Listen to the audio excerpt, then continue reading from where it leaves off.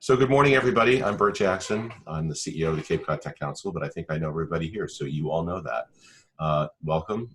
Looking forward to our talk today with Steve and Jim. And I just want to give you a heads up of what's coming up in the near future. We've got, let's see, next Friday is our coffee Q&A sessions. We've been doing these in the off first Fridays, except for holidays. So that's at 10 o'clock on a Friday. Next week is Steve Brodette from Hydroid, which I think it's now called Huntington Ingalls. Easy for me to say. The following week on the 19th, we have our infrastructure committee meeting with Gene Curry. And then following coffee Q&As are going to be Jeremy Malieu with talking about network management. On the 28th, we've got Cindy Cotton from the Osterville Public Library. And we're off on Labor Day. And then first Friday in September is Chris Richards from Cape Cod 5 talking about new payment technologies. So it should be a lot of fun and really appropriate for our new times. I go to the Orleans Farmers Market on a regular basis, and the vendors there now have finally adopted Venmo, so you can use Venmo to pay for your veggies and whatnot there. So anyway, so the way this works is Robin Orbison, board member, owner of Cape Space, and also our program committee chair, is going to be moderating our session today with Steve and Jim Tenaglia. And I'll let Robin introduce our speakers. And if you have a question, just pop it in the chat, and Robin and I will make sure we get it into our speakers' hands for an answer for you. So Robin, take it away. Okay, thank you, Bert, and good morning, everyone. I'd like to start out by saying thank you, Jim and Steve, for joining us this morning. It's a pleasure to have you. Great to be here. Very, I guess, mixed feelings about talking about the economy right now. I think when we originally conceived this, actually, let me back up a minute. Let me do a little intro. Jim and Steve are partners in Tenaglia Gardner Wealth Management, which is a UBS affiliate. I'd like to maybe just ask you each to give just a couple minutes about your own background and your area of focus in the firm. Steve, you want to go first? Sure. So I started in the business in 1985. We've seen technologically, certainly, quite a bit of change, but I was also getting into the business just before the crash of 1987. So I've now lived through a number of these, and that's why the hair is no longer dark like Jim's, as it used to be. But we started with just a machine on our desk. We would actually put it on a swivel between two desks. It was a Bunker Ramo, and it was very rudimentary. You could get quotes on it. Wasn't very fast. It was DOS-based. Then they added accounts. You could see accounts on it. Otherwise, everything was done on a wire. We had, wire printers that you would be given a slip of paper for whatever happened. So things have progressed quite a bit now, and we've actually gone cloud-based with our systems, and we're actually in the midst of a $3 billion redo of our technology just as all of this stuff was happening. So I've started as a really kind of a financial planner. I worked up in the Burlington area, and when I was first in the business, and worked with Honeywell, Digital Equipment, and Wang, and we worked with executives that were getting ready to retire. So back at that point, we were really at the very beginning stages of financial planning. Usually people would come in and say, I'm retiring in 6 months, what do I do? We determined that that was a little bit too late to start making that decision. And so we've put it into our practice, and we try to start as early as we can so that people are planning really from the beginning of their careers on. And I grew up down here on the Cape. We had our first child. I joined my brother in 1988 down here at what used to be Payne Weber. It's now UBS. We were We merged back in 1989. And so I've been sitting basically in the same desk for 33 years now. So. All right. Well, thank you. Thank you. Jim, tell us a little bit about how you came to be involved in the family business. So I took a little bit different route to get here. I was fortunate enough to grow up on beautiful Cape Cod, and then I went to Mass Maritime and earned an engineering degree and spent about 5 years traveling the world as a construction manager with Siemens Energy. We built combined cycle natural gas, predominantly power plants, literally around the globe. I was in the Philippines, Peru, Mexico, Argentina, Germany, Turkey, across the US. After about 5 years of living in hotel rooms in third world countries, you kind of get sick of it. And I was sitting in the Manila airport, and I called my dad and I said, I'm done with this traveling thing. They want me to go to Egypt for 5 years. I really don't want to go sit in the desert for 5 years. What should I do? And fortunately enough, his practice had grown to the point where he needed some help. And late in 2015, I came aboard. And obviously you liked it because you stayed for quite a long time. Absolutely. I've loved it so far. And, I get to look at the lake in front of my house every day. And I was 4 minutes to the office. My commute was much better than a 24-hour flight to the Philippines. So Okay. Tell us a little bit about how your company, before we talk about the economy and how it's affecting all of us, tell us just a little bit about the UBS experience. Because you guys you have your own small office here on the Cape. UBS must have some big offices in many places in the world. How has UBS responded to the COVID crisis? Are all your people working from home? How is that working? What kind of technology are you using to facilitate your daily work? Sure. So I'll grab that one. So UBS as a whole is a very large company, 60 to 65,000 people. We have roughly 20 working here on the Cape. We were fortunate in the fact that we already had remote capabilities. They've been expanded dramatically in the last couple of years, where as Steve said, all of our systems went cloud-based. Probably 18 months or 2 years ago, where we actually no longer had computers. It was just a thin client to get on, to our platform. So we can literally log in from anywhere in the world. So they really expanded that. It's a very secure system, face recognition with the phone, two-factor authenticate to get in. So with that, the biggest challenge we had was the phone systems. Most of our day is spent on the phone, and we went from having, a 65,000 person Avaya phone system to all of a sudden everybody's working from home. How do you handle it? They actually launched a program called Skype for Business, which has probably been the biggest tool that they've given us throughout this process. And they've actually completely now eliminated our desk phone system. And there's a feature within Skype for Business called Skype Telephony, which allows dual ring functionality. So, I have 3 lines, Steve has 3 lines, our other partner has 3 lines, our admin has 3 lines. We can set it up so all of our phones, ring on each other's computers and forward to our cell phone. So that has been a huge, huge help and benefit, where, you basically have access 24/7 at this point. Go ahead. Yes. So no handsets, right? Everything is through a console on your laptop. Everything is just right through Skype for Business, an app, right on our desktop now.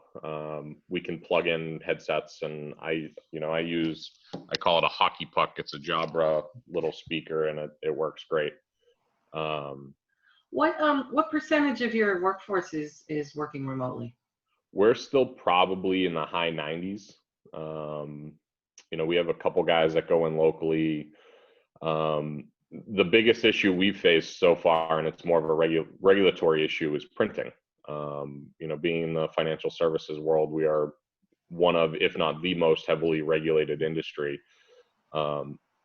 And that's one thing they track is printing. They don't want you printing sensitive data in 65,000 different locations. So I'll go in probably once every 2 weeks and print the things I need and go from there. But pretty much, I'd probably say 95 to 98% of people have been working from home since March. We're actually a bank, so there are banking functions that still need to take place. So wire operators, the Fed fund system is still working. We have some traders that are working locally. Obviously in New York City, it's very difficult. So we've kind of farmed some of those people out. We've got operations in Stamford as well as Weehawken. And Weehawken's a smaller office. So we've got 1285 Avenue of the Americas in New York is kind of our headquarters. But it's 65 floors. And, nowadays in New York, an elevator is run by your smartphone. You make a reservation when you get on an elevator in New York City now. So we don't want any of our traders, our most highly paid people, getting into an environment like that. So we've set up separate operations where they can go into some smaller buildings where it's easier for them to get in and out without having to come into contact with other people. But, in speaking to the traders, it's, same thing for us locally. A lot of our ideas come through sitting in team meetings. Traders sit on a floor and you've got, 50 municipal bond traders, and one's trading, one state and somebody's trading in another state, and they feed off of each other and the information gets passed back and forth. So being remote makes it more difficult. So they're really chomping at the bit to get back. Thank you. The CEO of Morgan Stanley was quoted last month saying that he feels that there is a significant percentage of his remote workforce, that will remain remote, forever. Has there been any discussion of this at UBS? Are you looking forward to another phase where certain people become permanently remote? It hasn't been a secret in our industry that real estate is a very big expense for us. And so they have been looking for the last couple of years to somewhat downsize all of the offices. If you've ever been into ours, it's, we're 7,500 square feet and we've got, 20 people. We're not packed in by any means. And that's kind of the case in most instances. We've been told right now, this about 2 weeks ago, that we likely will not be back in our offices till next July. But this has been, and I don't mean to be mean, but this has been a grand experiment for most of these firms. We've had remote capability, but in Hyannis, we've got 3 guys that go down to Florida for the winter. And so they've worked remotely out of their Florida homes. So that has given them the ability to look on a small basis. But now that, 90% of us are working remotely, it's given the firms the ability to see, how do we do this on a wide scale? So for them, this has really been a grand experiment. And, they all seem to be getting it right. Morgan Stanley's talking about all of their offices going remote. UBS has not come out and said it, but we know that that's been part of their discussions at upper levels for a while. Okay, so to be continued. Yeah. Okay, so let's jump into the topic of the day. Thank you for all that background. So Jim, I think when you and I first talked about putting this discussion together, we thought that it was an interesting exercise to sort of compare and contrast the current economic environment to what was going on in 2008 or in the wake of 2008. If anybody saw the front page of the New York Times last week, which showed a graph of gross national product over the period of time during which it's been tracked, so in recorded history, the current situation looks more like we should be comparing ourselves to the stock market crash of 1929 than the downturn of 2008. Not to depress everyone, but just kind of keeping that magnitude in the background. We'll kind of stay on the 2008 topic because most of us remember that. So Jim, tell us what are your biggest observations about what the pandemic is doing to our economy? There's obviously a cascade effect here. It's not one thing that's causing these frightening looking graphs on the front of newspapers, but tell us what you think the key factors are. Yeah, so I read a piece the other day that called this a medically induced coma for the economy, and I thought that was kind of a fitting word, where this wasn't, typically when you look at a recession, there's something that causes it, right? There's some sort of interest rate shock or economic shock, or, this was a medical issue, and we had to literally put the economy in a medically induced coma. And so when you look at that versus 2008, there was financial issues in 2008, right? Housing crisis, mortgages. It was a financial system problem, where this was, you can't go outside and spend money. And when you look at the U.S. economy, roughly 2/3 of it is consumer driven. And if you take that away, it starts to dry things up. The biggest thing now, being 4 or 5 months into this, is there obviously is a much bigger difference. 2008 was more widespread felt. Obviously, everybody feels this, but feels it differently. If you look at the technology sector, big tech, this has been fantastic for their businesses, right? I mentioned Skype.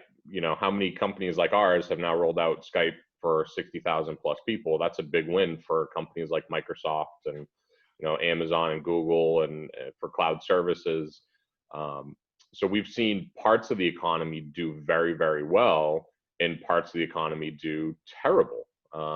Talking with clients in service-based businesses, landscapers, plumbers, contractors, they're having their best years ever. And it's partially due to where we are, right? We're in a destination where people feel safe because every house is on an acre lot, and you can get away and you don't need to ride in an elevator.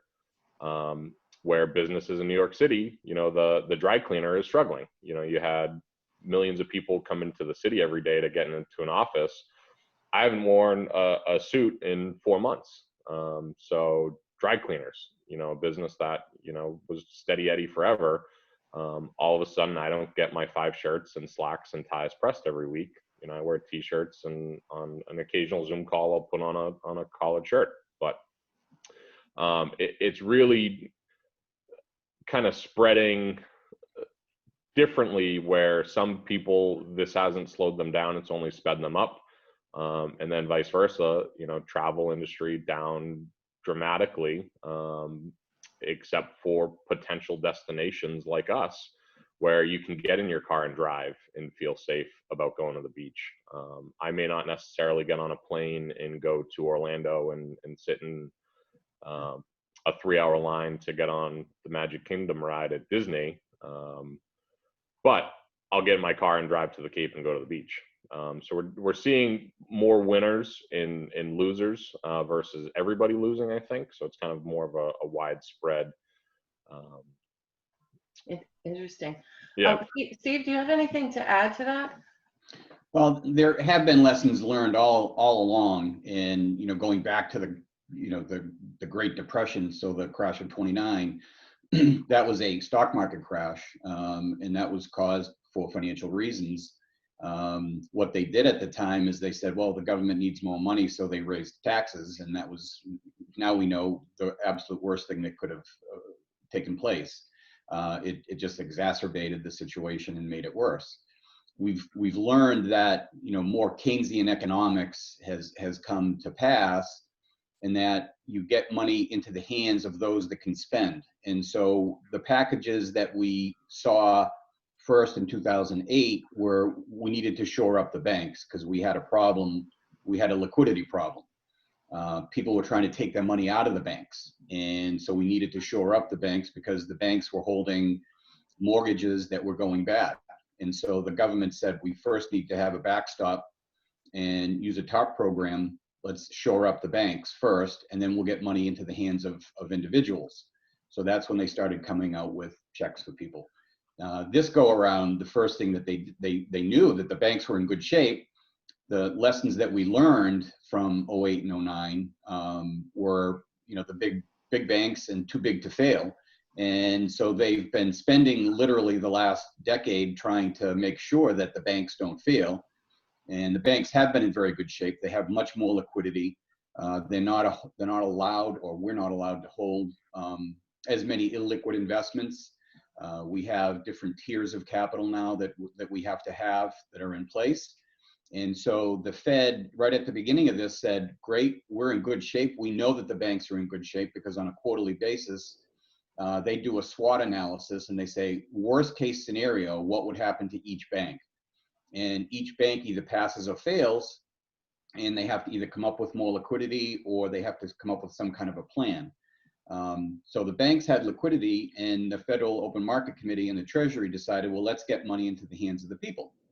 And so they came up with PPP. If we can keep people off of unemployment, let's keep them spending, because individuals are what's going to keep this going. The problem that we had was there weren't enough businesses that were open. So at the height of it, our savings rate went to 35%. Personal income actually rose at the bottom at the end of March, where we had, the stock market was at its very bottom. We saw very good signs in that personal income was rising and that personal savings was increasing. Personal debt is now lower than it's been for a long time. People have been paying their debt off.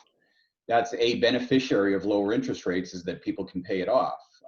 There are still usurious rates out there for credit cards. It's not unusual to see a client come in and say, oh, I've got a $6,000 balance on my credit card. And they go, well, interest rates are low. And I go, well, what are you paying on yours? And they could be at 29.99%, which to me is just, it's usurious. Let's pay that off. That's crazy. Don't do that. I just refinanced my mortgage yesterday at 2.25%. That's outrageous. In my lifetime, it's never been that way. When my dad came back from World War II and got a veteran's mortgage, it was at 8%. So put that into context. Yeah. So so many directions to go from there. Talk a little bit about the stock market. Okay. I know we've seen a lot of volatility, but it doesn't feel to me that we're seeing the extreme roller coaster that we were riding after 2008. And just yesterday the market was up. We're looking at this unprecedented drop in gross national product, this incredible rising of debt. How is the market holding together? A lot of people are having a hard time understanding that. So one thing that people need to remember is the indexes that they look at, whether it's the Dow Jones Industrial Average or the S&P 500, are weighted indexes, and they're cap weighted. So a cap is the capitalization of a company. If you take the number of shares that a company has outstanding and you multiply it by the price per share, that's their total capitalization. So the bigger their capitalization, the bigger the weighting is in the index. So during the day, Apple, if it goes up, gets a bigger weighting. So mathematically, as it goes up, it's pushing the index itself. So I feel it's artificially inflated because. Okay. All right. Can anybody hear me? I'm frozen. I think Steve has frozen. Everybody else looks okay? Steve, you look like you've frozen where you are. I don't know if they can hear us. I don't know if they're together. I can hear you. Okay. Well, while Jim works on his, while Steve works on his tech, Jim, do you maybe want to finish that thought? Sure. So where he was going with that is, if you look at the S&P 500, right, and roughly, it's not always exactly 500 names, but approximately 500 names, 505. If you look at the top 5 names in there, Apple, Microsoft, Google, Amazon, they make up roughly 30% of the index. And I think that's where people struggle the most with that is, how does the S&P and the Dow keep going up every day? While the indexes do, if you took out the big five tech names, the index is actually down substantially for the year. So if you look at Microsoft up 35% on the year and Amazon up 35% on the year, that's what's driving the returns in the index. It's not the other 495 names.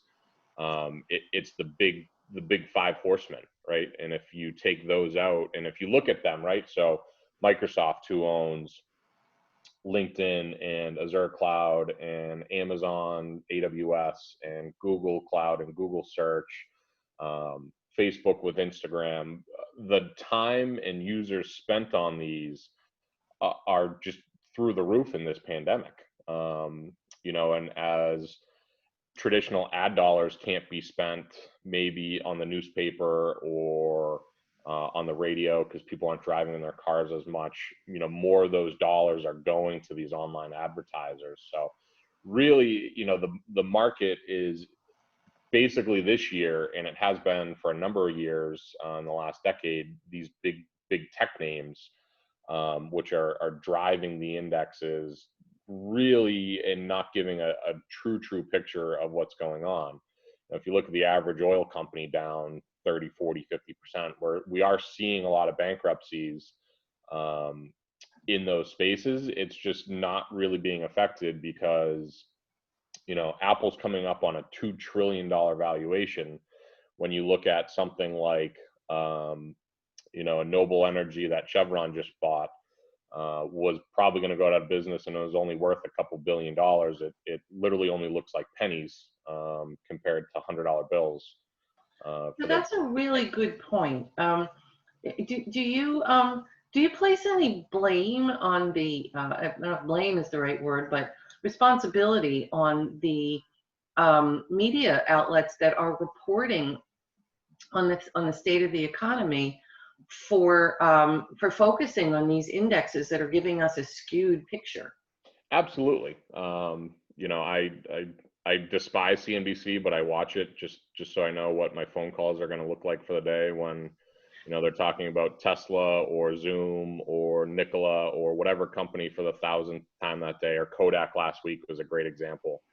The breaking news CNBC done thing popping up on my phone, it's, Dow drops 500 points today. Well, it doesn't mean what it used to mean. And if you look at it, great, that's less than 2%. That's normal. It's preying on people's fears. And they love to say biggest down day since last Tuesday.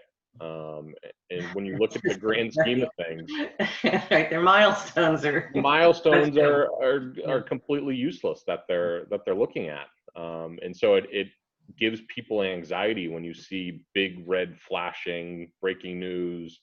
Dow has worst day ever.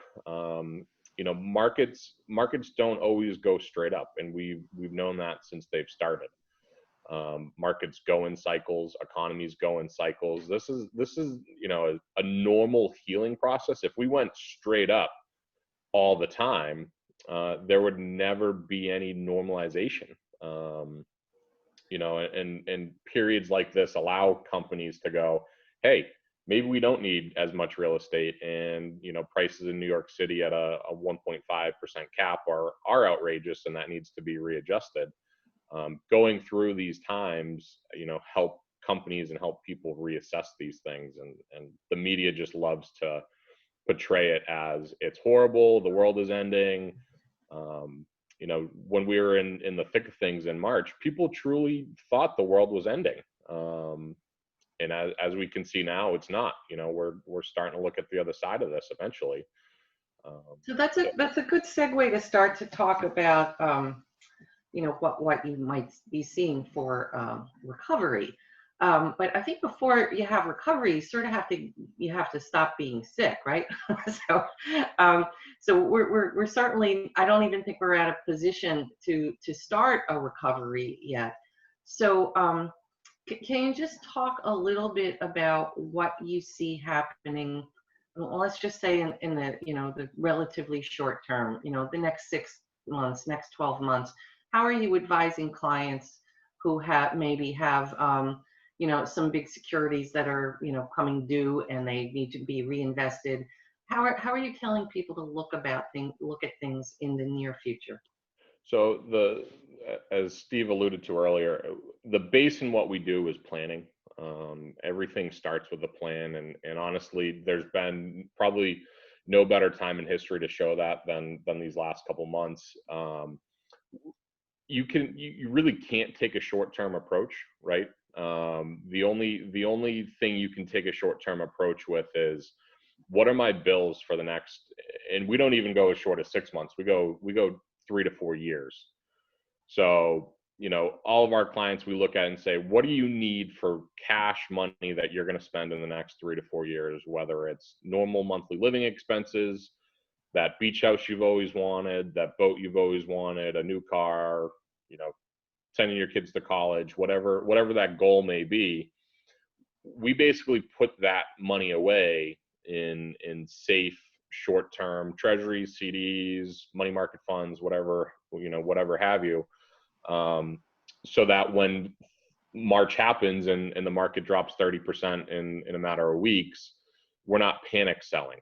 And when you study this, this theory isn't just come up with, you can look at it simply as buckets. When you look at the science, and there is a science behind it, this is how endowments and pension funds really manage their assets. Is I have liabilities in the next couple of years. I can't afford to have these at risk. And the rest of your money then takes on the risk and says, how do I refill that first bucket, that first liquidity bucket for the next 3 years? So now as things are good, the market's back up, and maybe people spent some money in March, we refill that bucket. So you kind of top it back off when things are good. And if things get really ugly, and you kind of let it ride for a little bit, so you're not selling. Back in March, Amazon, Microsoft were down huge. If you truly sat there and looked at it and said, why would I sell this company? Amazon sales are only going to go through the roof and all this. It would be the time to buy a company like that, not sell it. Okay, so a few questions out of that. I see Steve has rejoined us. Welcome back, Steve. So maybe you'd like to jump in here, and you're on mute, by the way. Maybe you'd like to jump in here as we're talking about how you are advising your clients right now. Jim has just discussed a process of, looking at a plan, and we're looking. Jim has described a 3 to 4 year horizon. Are you actually finding that your clients are able to answer those questions at this time about what their cash needs are going to be in 3 or 4 years? Where they really their employment, their situation with their their children's education, everything is so up in the air. How are people making that decision? And if you're looking at safe investments, second part of this question, safe investments, money funds are paying, I think the one I looked at recently is paying 0.15%. And it's even been suggested to me that part of the reason that the stock market continues to hold is that interest rates are so low that people have nowhere else to put their money. So can you talk a little bit about the client's thought process and how you're perceiving safe investments today? Sure. We always look at that liquidity bucket as it's not going to be part of our growth. So we actually assign it a very low growth number. And actually the average money market today yields 0.03%. The Federal Open Market Committee and the Treasury has actually put a target on that of 0. So the Fed's target for that short-term money market rate is 0, so that people won't park it. It's the government that's trying to get the person that spends money to spend the money, whether it's buying a washer and dryer or painting your house or putting an addition on or buying a new car. They look at it and they say, we want you to spend that money because that's what makes the economy move.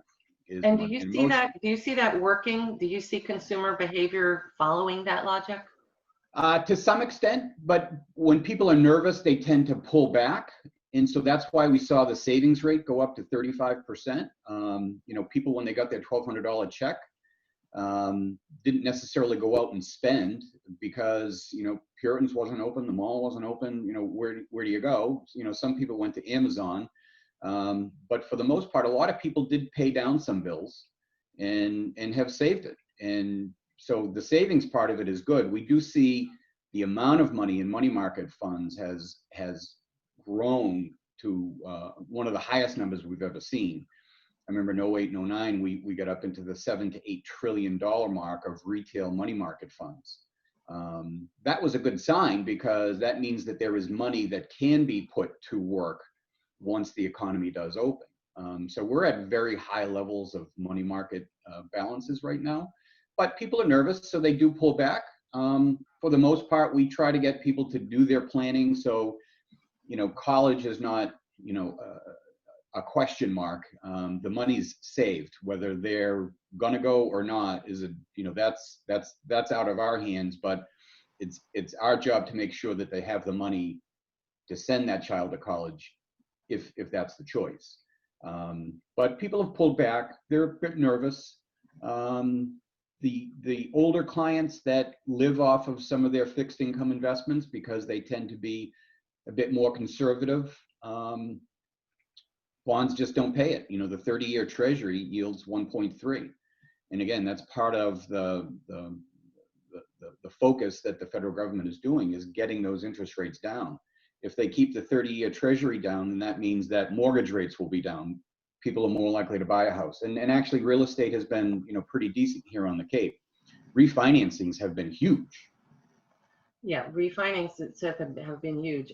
Sales have also been huge. And this has always been an interesting question to me. So, we were always taught in school that there is an inverse relationship between real estate prices and interest rates, right? So once interest rates are approaching zero, how much higher can real estate go? It depends on the type of real estate. So we're in a bifurcated market right now. So you got to separate the housing market from the commercial market. Commercial real estate sells based off of cash flow. So you're not going to pay $1 million for a piece of property if it's not going to generate enough cash flow to pay for the mortgage on $1 million building. A house is different. There is no cash flow unless it's an investment property. So we look at those as two different markets. Right now, commercial real estate is going to be very tough to own, especially in the big urban areas. I would not want to own a piece of the Empire State Building right now. That's going to be very tough. It's going to be years before they can get people into buildings of those size. The markets are going up right now based off of an expectation that we will have a vaccine. And even Dr. Fauci has said that we may have a vaccine, or very likely by the end of this year. But that doesn't mean that every American is going to be immunized. And it's going to take a while. And it could take 6 months. And that's why UBS has said to us, don't even plan on going back to the office until July. And Wendy, to answer your question, I saw a question pop up a little bit earlier. Firms have already started to downsize. Any office that's within 3 years of renewing a lease is looking to downsize their space. And if they can't do it in the same building, then they will move to a building where they can get some smaller space. And that's pretty much across the industry. So thank you. Let's now try to talk a little bit about what a recovery might look like. In 2008, we thought, we just thought it was never going to recover, but it did. It recovered relatively quickly. The stock market crash of 1929 recovered, and I understand that took about 30 years. Understanding that it's difficult to predict because we don't even know where the bottom is yet, but I'm sure you've given some thought to sort of a longer term outlook here. So give us your thoughts on what a recovery might look like. And how it compared to 2008. So in 2008, there were structural changes that needed to take place.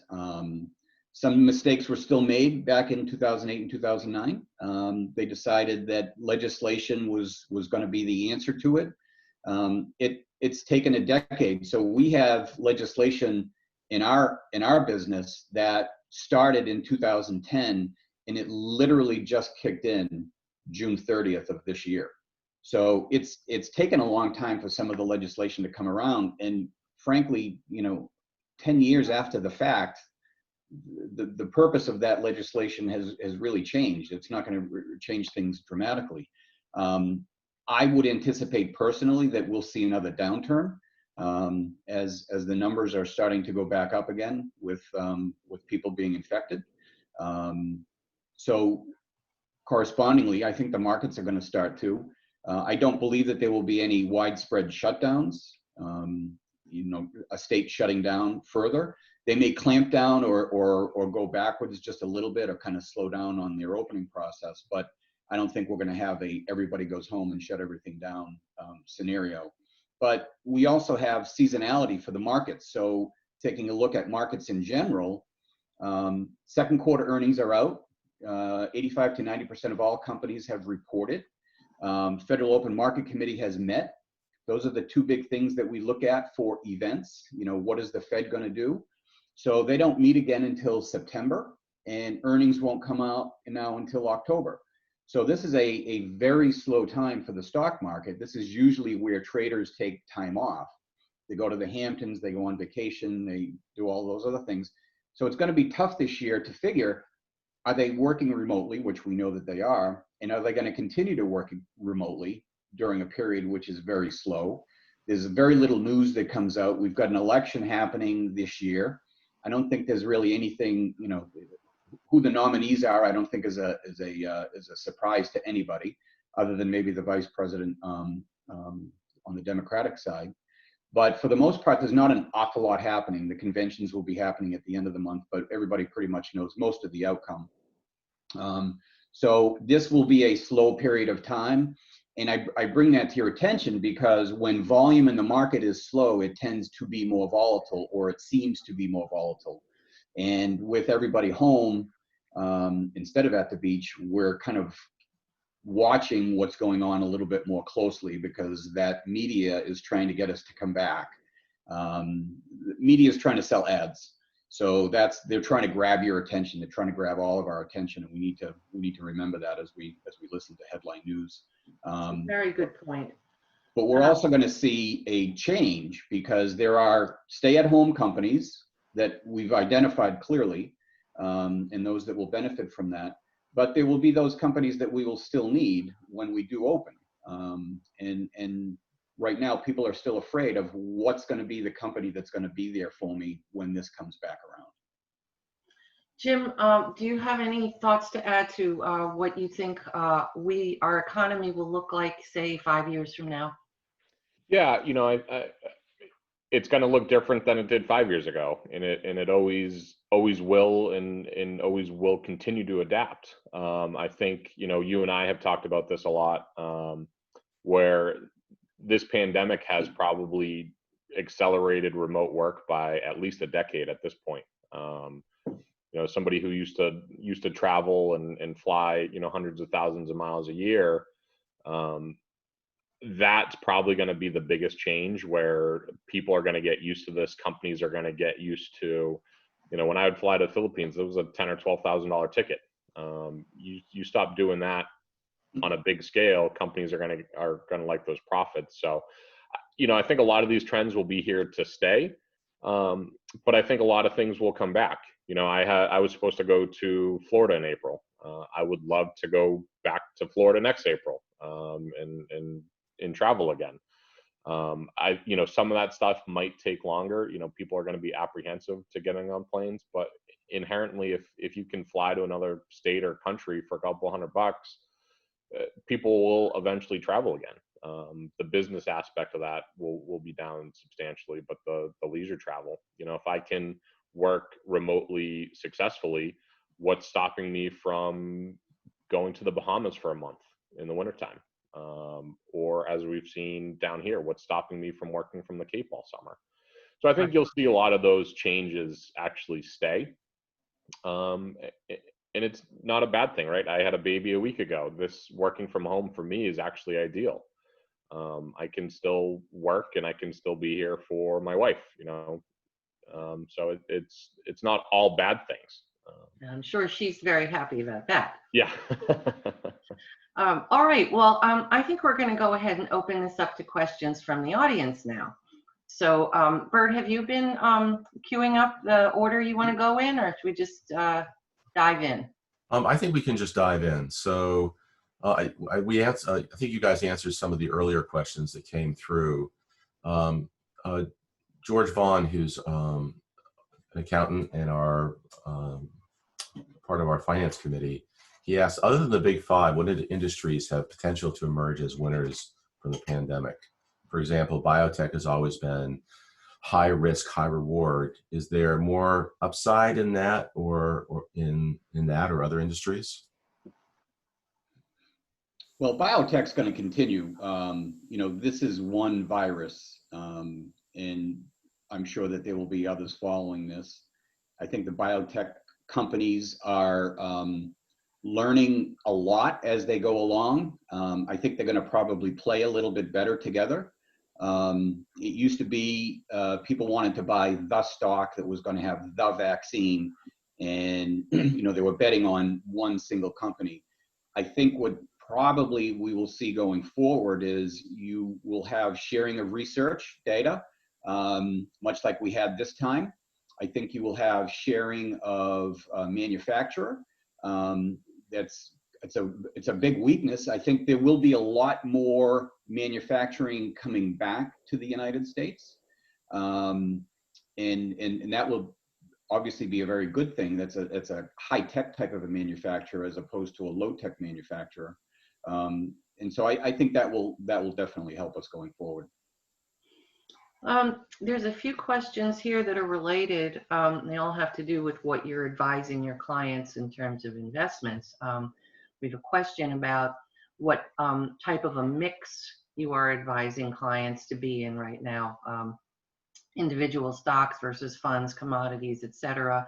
And a specific question about whether you are advising your clients to go heavily into those tech stocks that are exploding right now.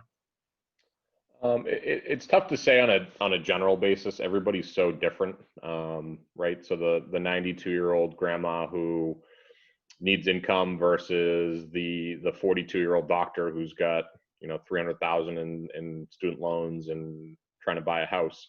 Everybody's different, and that's where the plan really comes into place. You know, what we do is very personalized. It's not, here's your model, you know, you fit in the aggressive model, so this is what you get.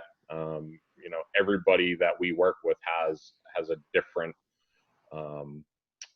a model personalized to them, personalized to their plan. Everybody's so different, right? You can have two 65-year-old retirees who are both doctors, want to live very different retirements, and so you invest to that. As to the specific products we use more individual stocks and bonds, and that's typically because we work with more high net worth and ultra high net worth, and the reason why individuals versus more funds or ETFs, they're much more tax efficient, typically cheaper, and you can customize them a lot more versus just going buying an index fund. But we're probably 80% individual stocks and bonds and 20% mutual funds and ETFs. That answers that. And what about the question about whether you're advising people to go heavy on tech? Again, if it fits their risk profile and their goals, you know, inherently a lot of portfolios do have a heavy tech tilt nowadays, just because that's where growth is. You know, Microsoft, Amazon, Apple, Google, the big five tech names, they're going to be the ones seeing sales growth. So you do have to have that in a portfolio. We have a question from Wendy, which she's asking if you'll be keeping your offices, and I don't know if Wendy's still with us, but I'm not sure if she meant if your firm is going to keep your office space here on the Cape, or if UBS in general would be keeping all of their existing corporate real estate. Can you address either of those questions? There's no plan 100% in place yet, but I can say with pretty certainty our spaces will be shrinking. Just as the nature of the business, we're not going to need as much space, likely to continue working from home. We'll always need real estate to some variety to meet with clients. If somebody has millions and millions of dollars with you, they don't want to just talk on the phone or over a Zoom call all the time. They do like to see that you're a real person and get together. So, whether that changes to like a Cape Space model, we've actually had a pilot with WeWork in Connecticut going before all of this started, where WeWork set up basically a mini office within their office for us, where you could just meet clients, and if you needed a desk to sit at, you could do that. So, that model is still to be worked out, but I can almost say with certainty our real estate footprint will be shrinking dramatically over the next couple of years. Thank you. And I'm getting a clarification here from Wendy. What she's asking is, what's your opinion about anyone holding on to their commercial real estate at this point? Yeah, there's repurposing, right? So if I own an office building on 132 on Finance Row right now, where our office is, our office overlooks a lake, shallow pond. It's a beautiful setting. Does the owner of our building look at this and go, you know what? I can stick 20 condos in here and they'd be great condos. It's on sewer, so I don't have density issues. It's close to Hyannis. It's close to the highway. So I think you'll start to see repurposing. We've seen that with malls around the country, right? Retail malls have struggled. And a lot of them have started to change into housing of some variety or a mixed use, where you have a top floor of housing and restaurants and retail on the bottom floor. I'm in that generation where we like to go, we like to go out to eat, and we like to walk to those places and sit outside and have a drink. So I think you'll see a lot of repurposing of real estate in the next decade. Yeah, we could make a whole nother session on the retail apocalypse. Yes. Yeah. And it's coinciding with the pandemic, the effects of the pandemic. But I think we're kind of almost at time here. So I'm just going to ask you both if there are any final thoughts you'd like to share with us, and maybe address those of us out here who are still nervous about whether our investments are going to hold up, whether our annuities are going to come crashing down. Just leave us with some final thoughts. I'm going to ask maybe Steve to go first. Sure. Having been through a number of these crises, we will get through this. It's just a matter of being, vigilant as we walk through it. Sometimes when we look at a portfolio, it's because somebody did something that they shouldn't have done. They made a short-term mistake, whatever that mistake happens to be. But be willing to change it. Be willing to look at it on a regular basis. Don't react to short-term situations. You need to take a long-term view, but at the same time, you can't be afraid to make changes. Jim? Yeah, I think we've kind of harped on it before, but everything comes down to having a plan. And Mike Tyson says it best that, everybody has a plan till you get punched in the mouth. It's readjusting that plan and putting pen to paper and saying what's important to you. People have looked at this and said, you know what, I was planning on working till 70 and needing $250,000 a year in income, but you know what, I've been working from home and spending more time with my grandkids. I want to retire now and I can live with $150,000 a year. So it's constantly reevaluating, looking at the math. Most of what this is math, right? Rates of return, inflation, investment results. It's putting the pen to paper, doing the planning and saying, I can live with this, or these are the goals. What do I need to get there? So the biggest thing is do the plan, sit down and do the math. Okay, great. So if any of our audience would like to follow up with you and ask some questions and maybe find out more about your firm, how should they go about contacting you? Sure. Probably email would be best. I can put my email in the chat box. Yeah, that'd be great. Steve's in there too, as well as my phone number. Okay, well, I'd like to thank you both very much for spending this hour with us. I personally feel a little bit better, especially the emphasis on the plan. I always feel better when there's a plan. Bert, would you like to wrap us up? Great. Thank you, Robin. Steve, Jim, thank you so much. I learned a lot in this hour, so that was great. And thanks for sharing your contact information. And I want to thank everybody for being here, for all the great questions. Robin, thank you for moderating. And we'll see you all next time. So enjoy your Friday, enjoy your weekend, and enjoy our summer here on Cape Cod. Take care, everybody. Thanks, everyone. Thanks again. Thanks, Steve. Thanks, Jim. Thank you. Bye, Skip. See you, bud.